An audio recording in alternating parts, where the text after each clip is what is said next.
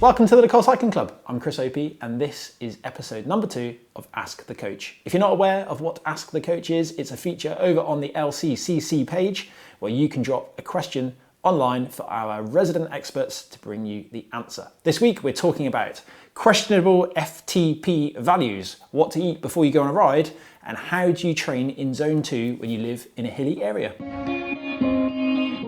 Question number 1 is a question about pre-ride fueling, and this comes from Katie in the UK. She wants to know how much she should eat before she goes out on her bike. And that's not necessarily a straightforward answer because it does depend on a few things. It depends on the time of day that you're going to be riding, and it also depends the intensity that you're going to be riding at and for how long you're going to be riding. Let's picture it's a perfect Saturday morning and you're about to head out on a long 3-hour plus bike ride. In that case, I highly recommend having a seriously substantial breakfast of around 8 to 1200 calories. You could compose this of around 120 grams of oats, for example, mixed with water, mixed with milk, a few extra ingredients in there like raisins, and that's going to give you around 80 grams of carbohydrate to help fuel your ride. It's also going to give you around 20 grams of protein, which is about the most amount that you can consume and absorb in any one given sitting. You want to kind of dose these in frequently throughout the day in maybe 4 or 5 different sittings. If you're going to go on a shorter ride and it's perhaps after work on a weekday, it's only 60 minutes, well then you could have a bagel maybe 90 minutes before you ride, an hour before you ride perhaps. That's going to offer you around 40 grams of carbohydrate.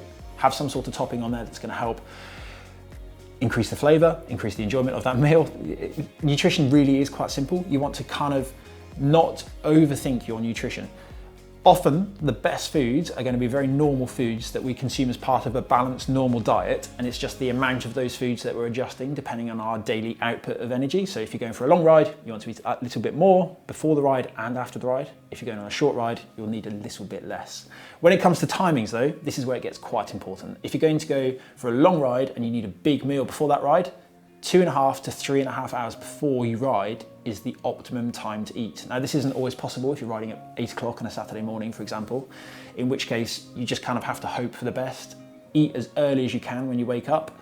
So if you're waking up at 7, eat straight away before you do anything else. That will give your body the most amount of time to start digesting that food before you get on the bike. That will help avoid discomfort when you're riding, which is one of the most important factors when it comes to deciding the timing of your meals. If you're riding shorter and it's a little bit more intense, this is then a great time to eat that little bit less. Or if it's at the end of the day and you can plan your nutrition that little bit more accurately, a little bit more precisely, then you could eat at 4 p.m. perhaps and then ride at 7. Just a few of the ideas. But when it comes to nutrition, like I said before, often the best approach is to not overcomplicate it. Keep it nice and simple. Try and eat real food. That's going to provide you with more nutrients alongside those macros, which is what you're trying to hit to fuel your energy for training. The second question comes from Bran McFinchard. He's left that on YouTube underneath last week's video, and it's a question about questionable FTP values. Can you say the word question in a sentence any more often? So Brad's been on Zwift, he's done a race, and his FTP has jumped by a whopping 60 watts. Subsequently, he's gone back and tested with a ramp test, and he's not been able to replicate those values, so he wants to know what's going on. Well, Brad, there are lots of things that could be affecting the sensors which you're using to provide those values. So if it's a strain gauge based power meter, they can often be open to variation in temperature, meaning that the values will change if you're not doing the zero offset. Please note that a zero offset of your power meter is quite different to a calibration. Often for a calibration, you'll have to send it to a service center or back to the manufacturer. The zero offset is what you conduct on your own head unit, on your computer, on your telephone, something like that, maybe even on your laptop, depending on the setup that you're using. If it's neither of those things and you're using a speed-based or cadence-based sensor to provide the values based on the name of the turbo trainer that you're using for your Zwift setup, then you may need to recalibrate those based on doing a spin down of your home trainer setup. For this, you have to use the app that came provided with your trainer, build it up to speed, and then allow it to roll down to 0. By conducting this spin down, you're effectively creating a resistance graph for your setup to use, and it's understanding exactly how long it's taking to go from a set known speed back down to 0, and that's going to provide the power data values for your setup. Hopefully by using some of those techniques, you'll be able to iron out these anomalies which you've been having. If not, it may well be worth reaching out to the manufacturer of the sensors just to see if there's any extra advice that they can provide you with. Hopefully you manage to sort your issues and you'll get back to some great FTP values. Our final question this week is from Stuart McLean, also on YouTube. He's back riding after 20 years away and is planning on racing next year. However, Stuart lives in a very hilly area, something which I know a lot about, living in a place with lots of short, sharp climbs. Stuart, like me, also struggles to plan a really good flat Zone 2 ride and wants to know what to do, because all of these short, sharp climbs mean he's climbing out of Zone 2 on those rides.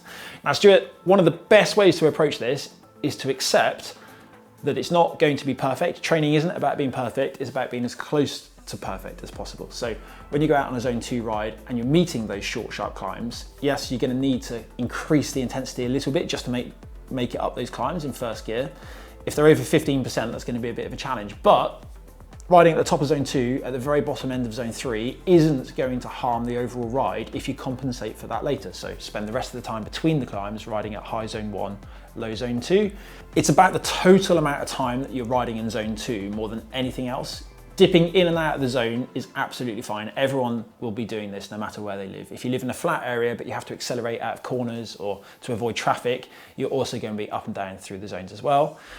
Again, it's not about being perfect, it's about getting as close to it as possible. It is, of course, possible to plan a ride that's slightly flatter. Maybe you have to create loops. You could also consider planning a shorter ride outside and then adding an hour of strict Zone 2 on the turbo trainer when you return home. This is something that I used to do when I was younger and it works really, really well. It's a little bit boring, not quite as exciting as going out and doing a long, big loop, but it is an option that's there for you if you're really concerned about it. Alternatively, Stuart, there is one final method that you could consider, and that's fitting a really small set of gears to your bike for when you're training. In the 2017 Tour of Yorkshire, with 34s in the front and 30s in the back, we all thought it was a little bit silly, but when it came to the stage, which included some of the really short, sharp climbs, it was an absolute race saver. I can't believe the difference actually having small gears makes on your bike to being able to stay in the lower zones, especially when it comes to the torque values that you're producing. If you have a high gear and you're pedaling at 60 RPM, you're going to be increasing the torque loading on your muscles. Whereas if you have a little gear and you're pedaling at 80 RPM for the same given watts, it's reducing the strain on your muscles massively. So whilst you're not seeing that translate to your training zones, the effect that it's having on your muscles is distinctly different. So that is an option, and it is one that works really, really well. That's it for episode number 2 of Ask the Coach. Please remember, it's not just me. We have a whole team of resident experts across many different aspects of the sport of cycling that we can ask your questions, whether that's technical products, equipment, fitness, we can cover it all. Ask us your questions either over on the Ask the Coach page on the LCCC site, or simply drop them in the comments below this video, and we'll see you again in the next one.